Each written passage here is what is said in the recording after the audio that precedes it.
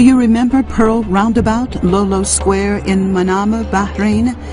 It used to look like this, but now it looks like this.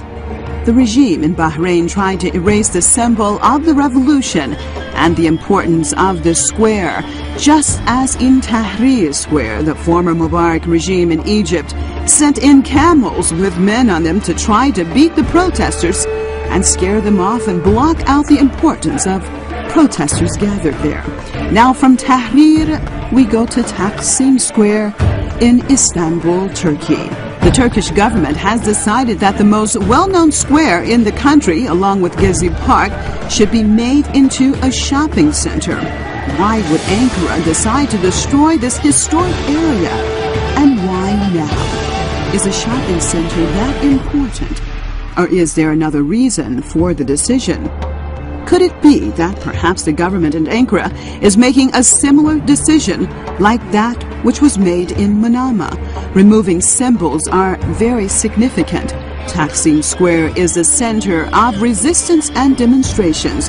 Otherwise, why would a government erase historical symbols unless it is trying to hide something or stop something?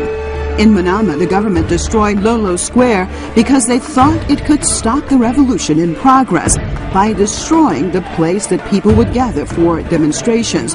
Though Manama destroyed the symbol, the revolution continues. And in Turkey, from the decision made by the government to destroy this historic area has come the outcry of the Turkish people.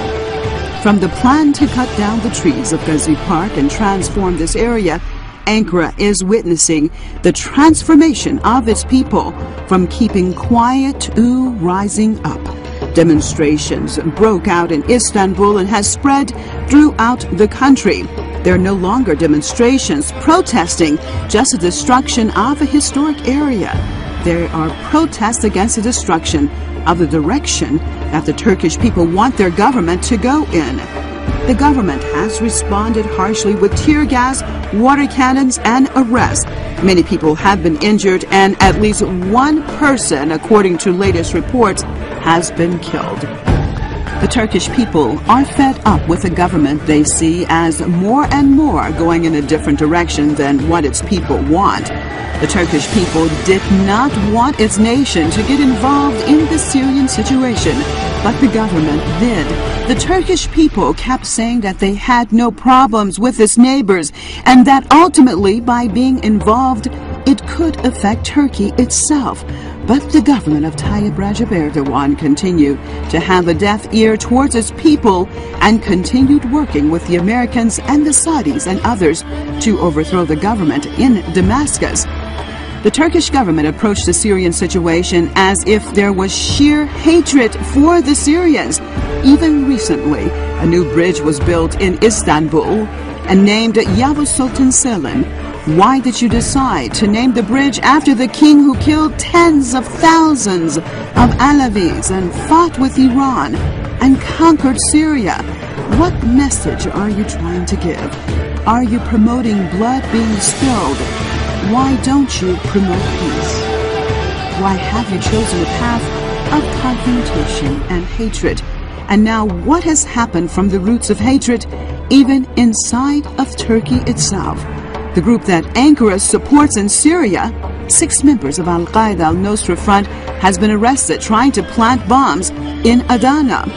Why did you support these terrorists to begin with, that now they're inside of Turkey and threatening the country? Now that you have refused peace, the path that your people wanted, now the streets in many Turkish towns are filled with your own people calling for the government to fall.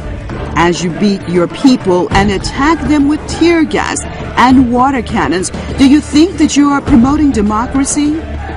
Or are your lies finally coming apart for the world to really see what the government of Erdogan is and what it stands for? It does not stand for Islam.